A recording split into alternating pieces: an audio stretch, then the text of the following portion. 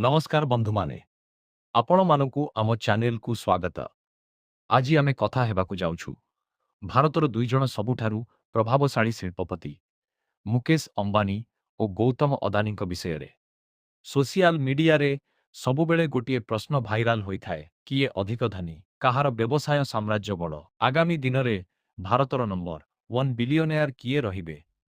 ଏହି ଭିଡିଓରେ ଆମେ କେବଳ ସମ୍ପତ୍ତିର ତୁଳନା କରିବୁ ନାହିଁ, ବରଂ ଦୁଇ ଜଣଙ୍କ ବ୍ୟବସାୟ, ଆୟର ଉତ୍ସ, ସଫଳତା, ଚ୍ୟାଲେଞ୍ଜ, ଭବିଷ୍ୟତ ଯୋଜନା ଏବଂ କେଉଁ କ୍ଷେତ୍ରରେ କିଏ ଆଗରେ ଅଛନ୍ତି ସବୁକିଛି ସହଜ ଭାଷାରେ ବୁଝିବା। ତେଣୁ ଭିଡିଓଟିକୁ ଶେଷ ପର୍ଯ୍ୟନ୍ତ ନିଶ୍ଚୟ ଦେଖନ୍ତୁ।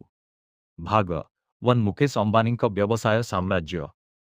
ମୁକେଶ ଅମ୍ବାନୀ ହେଉଛନ୍ତି ରିଲାଏନ୍ସ ଇଣ୍ଡଷ୍ଟ୍ରିଜର ଚେୟାରମ୍ୟାନ୍। ଏକ ସମୟରେ ରିଲାଏନ୍ସ କେବଳ ତେଲ ଓ ପେଟ୍ରୋକେମିକାଲ କମ୍ପାନୀ ଭାବେ ପରିଚିତ ଥିଲା, କିନ୍ତୁ ଆଜି ଏହା ଭାରତର ସବୁଠାରୁ ବଡ଼ ବହୁମୁଖୀ କମ୍ପାନୀମାନଙ୍କ ମଧ୍ୟରୁ ଗୋଟିଏ।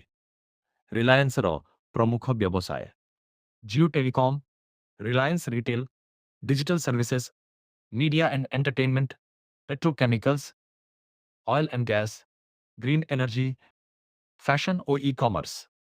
2016 ମସିହାରେ ଜିଓ ଆସିବା ପରେ ଭାରତର ଇଣ୍ଟରନେଟ୍ ବ୍ୟବହାରରେ ଏକ ବଡ଼ ପରିବର୍ତ୍ତନ ଆସିଥିଲା।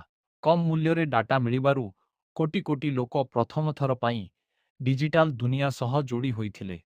ଭାଗ 2 ଗୌତମ ଅଦାନୀଙ୍କ ଉଦୟ।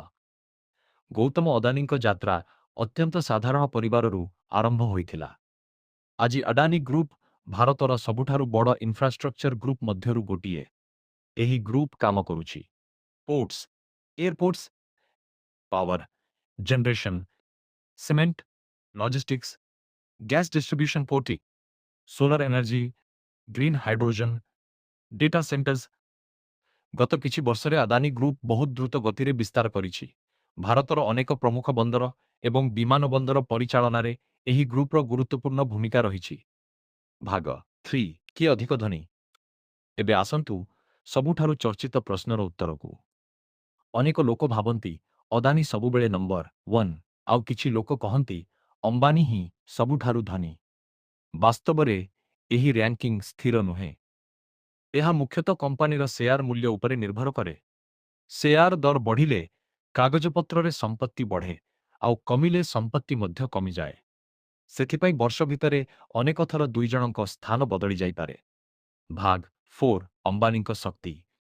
मुकेश अंबानीଙ୍କ सबुठारु बड़ शक्ति जिओर कोटी कोटी ग्राहक, रिलायंस रिटेल विशाल नेटवर्क, शक्तिशाली ब्रांड मूल्य, स्थिर आयर उत्स, दीर्घमियादी व्यावसायिक योजना।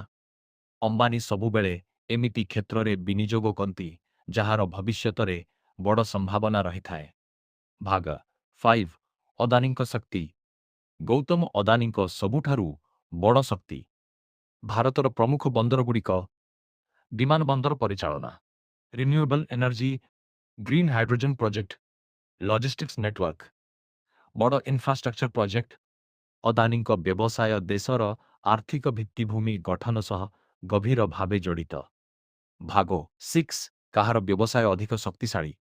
जदि कंज्यूमर बिजनेस कथा कहिबा अंबानी स्पष्ट भावे आगरे, किंतु जदि इंफ्रास्ट्रक्चर, पोर्ट्स, एयरपोर्ट्स और लॉजिस्टिक्स कथा कहिबा अदानी आगरे। अर्थात दुई जण दुईटी भिन्न क्षेत्र में निज निज स्थान को मजबूत करिसंती।